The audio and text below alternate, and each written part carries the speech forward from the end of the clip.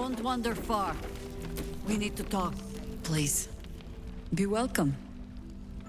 Have a drink. To your very good health.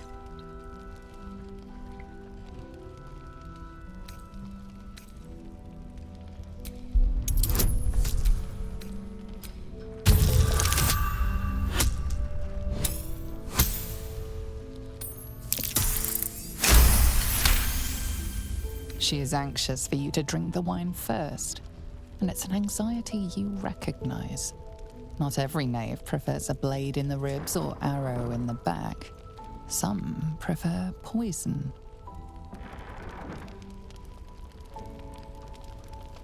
Well spotted. But if I wanted you dead, I'd have crushed you with my vines. I've only added a touch of cloth grass, a quaint herb that encourages truth-telling. It doesn't spoil the taste, if that's what you're wondering.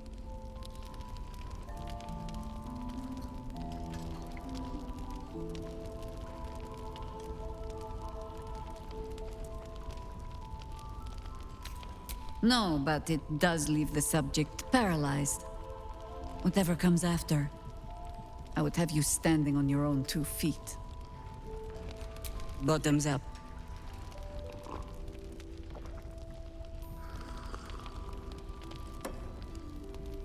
Well over a century old, and yet it hasn't lost a hint of flavor.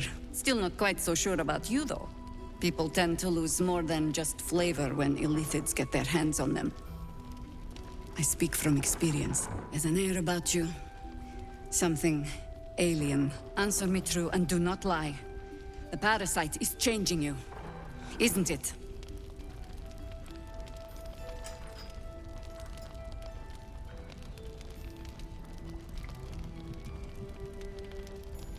Just answer the question.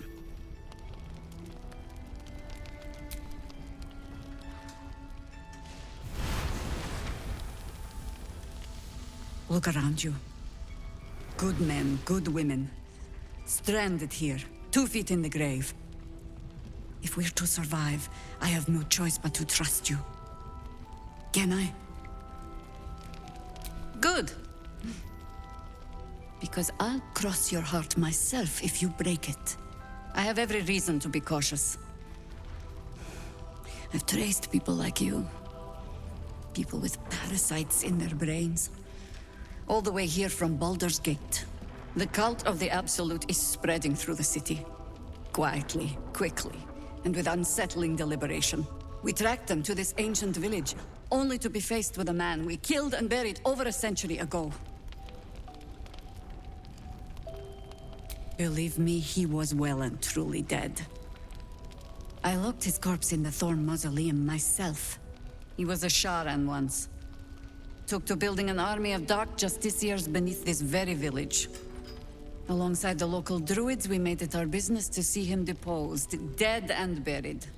But he's returned. Not only does General Ketheric Thorm live again, it seems he is no longer mortal.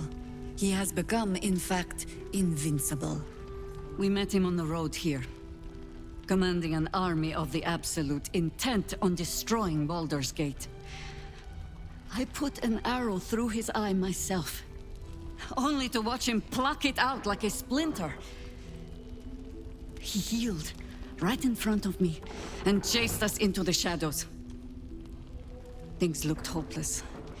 But experience has taught me that no matter how bleak things look, there's always hope.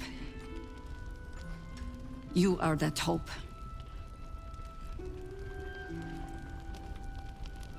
The light is rather dim out here in the Shadowlands. The point remains. Protected by your artifact, you can infiltrate his forces at Moonrise Towers, posing as a true soul. Find out what it is that makes him invincible, so we can strip him of his advantage. Once Ketheric is without his shield, the sword, together we assault his tower and put a final end to this blight. Without a cure for your infection, your days are numbered too. Yet you selflessly offer to spend them fighting alongside us. I like you. I promise I will do everything I can to make sure you survive this. Any cure starts with understanding the disease. Whatever magic Ketheric's using to control these tadpoles, it must be at moonrise. Until then, we keep drinking wine when we meet. You're not our only secret weapon. Isobel, a faithful cleric of Selûne, and a light in the darkness. She cast the moon shield around the inn. It's the only reason we're still alive. She's upstairs in her chambers. Tell her I sent you, and she'll see you through the shadows safely.